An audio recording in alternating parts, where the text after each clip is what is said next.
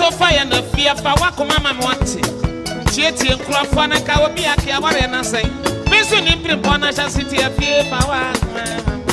Power mama. Power mama. Bisi fuck mama. Hey power mama me why.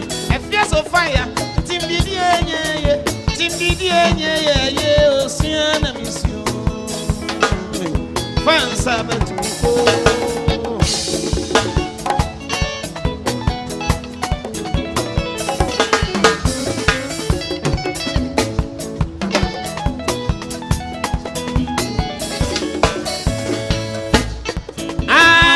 So fire. Oh, don't Adeniara will buy you. Oh, so fire. Oh, don't fancy better me go.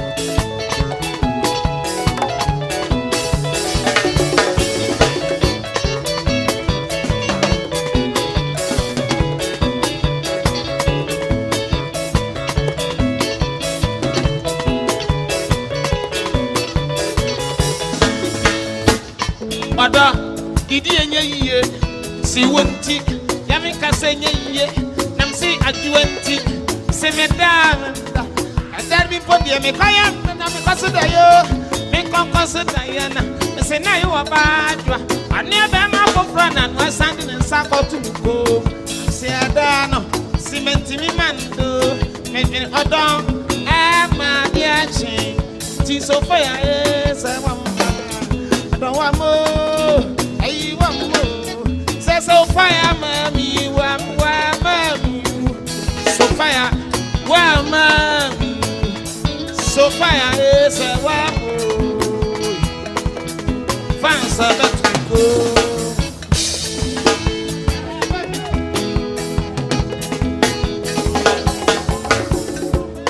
Ah, so fire. So fire, oh, don't Adeniara will buy you. Oh, so fire.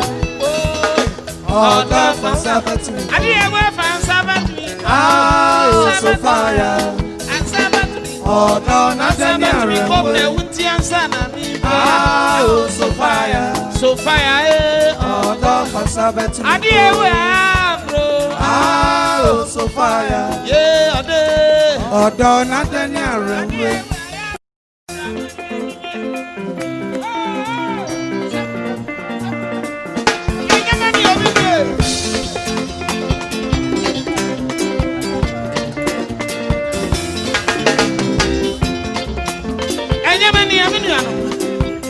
Obi asuma sibi no have you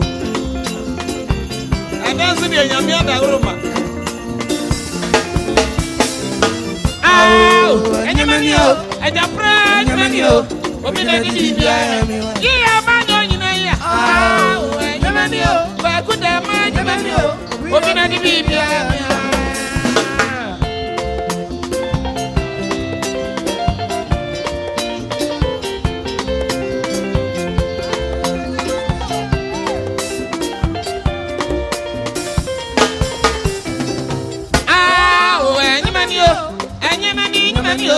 Obi na di bibia ya.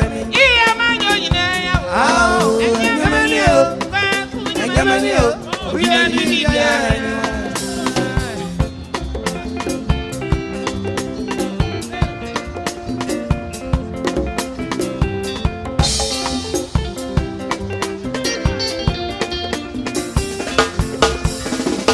Enyamania mami enyamania. Apa enyamani. Bina di bibia ya mo wat. Sheti bonia. Ya mfendu batakwe kwaja promise media na mo. Sanam krofo amanso. Akwati ekro nya mama mfa wontinti na mi na fitre yo kwa. Enyamania. Enyamania. Enyamania mami enyamania. Enyamania papa enyamani obi na di bibia ya mo wat. Adie prince ru baba ti ba ira humam.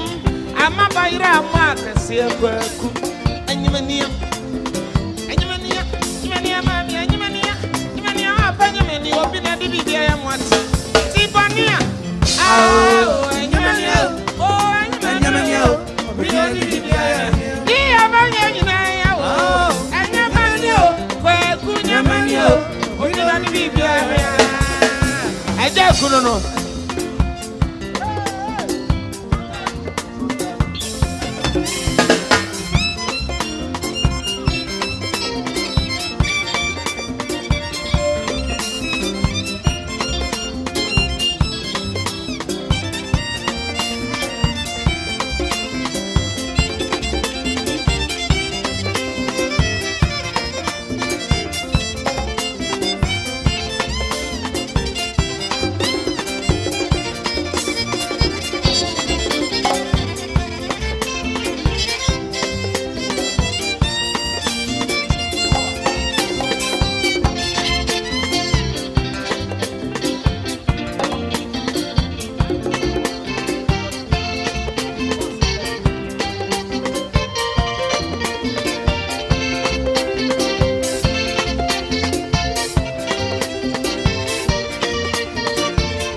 Si abrante banante nante sa wo hu no ho ano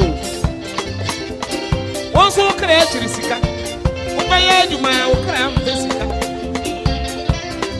enda wo ba nya sika do ho enda no na akondo nsa wo bro kakra na de wo moto na de acheche enya wo ade abayifo no ya ma wo se tv na na mu college wo na mu se bi ho wo pa yehuni Oba, the other by Yahoo Bibia, and broke forward.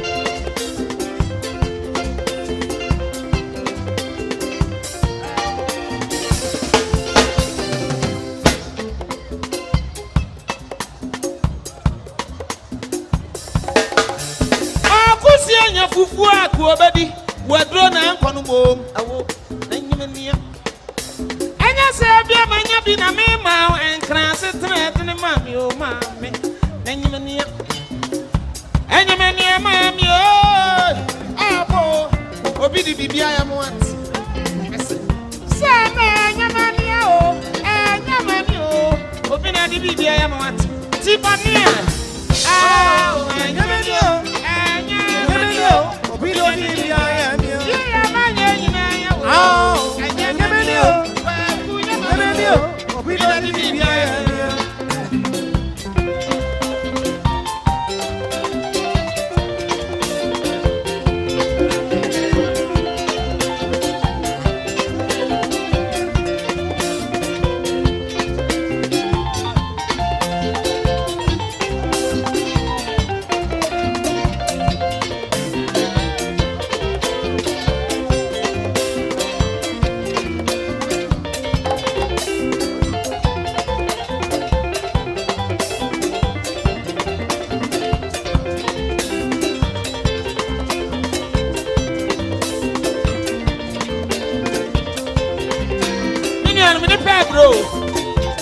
Yadia ba ko de benantis nantis unya no aduro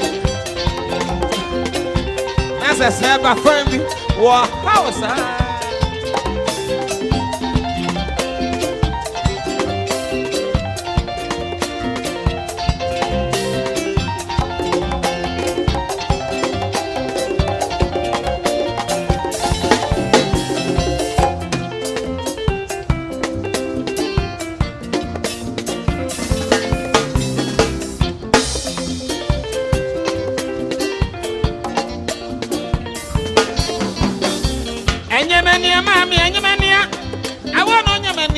obi di bibia ya want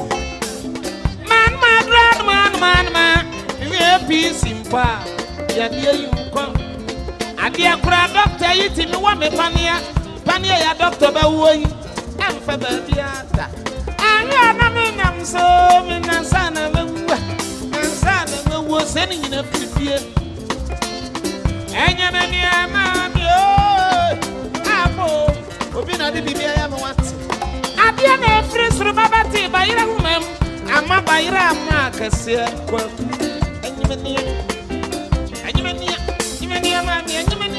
Nyimania papa nyamani obi na di bibia ya me tipania nyimania we dia kwa kane mo amo o pe kura kane mo banku ni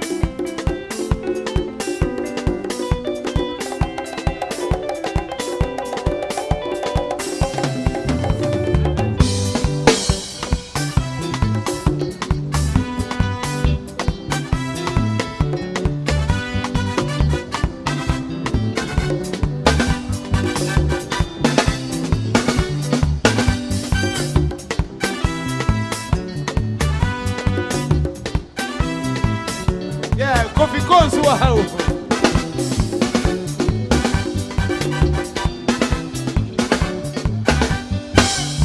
Odessa, kika sa, kafiason. Once a sire can come and tea on bibia. Wakamia muambo, but Lemia Muapianini, Naya, Toma, one concern is you know one. Wakania Muamai. But let me have a TV in I know as I do. One concern is you know one about. Oh, one concern is you know one about.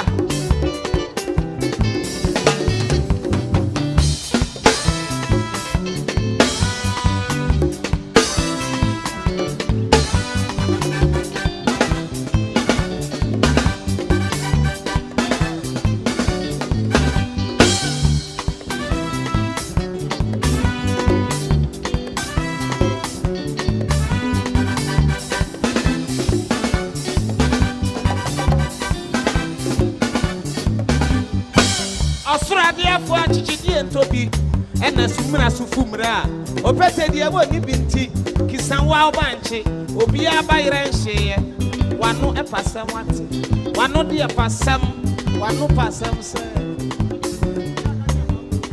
What the kaki can win your hair, what that's okay can. Dear Kacheko do, now the Ababu Maya, who see what binti me wo, and now would dear Baba Namasia, I want never.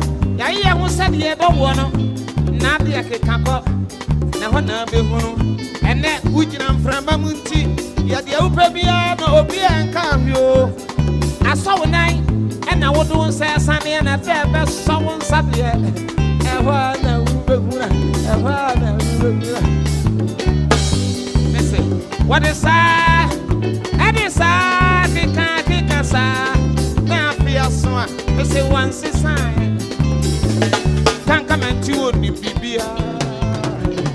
Wakamia Muambo, but Lemia Muapianini, not my amount to man. One concern is you know one. Wakamia Muambo, but Lemia Muapianini, I know I'm concerned is you know one. Oh, I'm concerned is you know one about.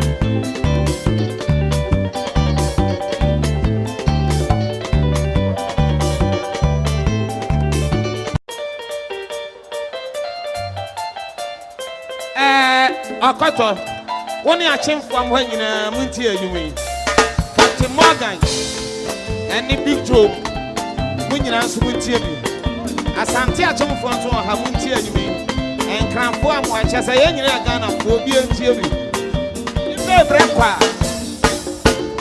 Yadi kiki ni pa brabo. Ahudie bebrebe.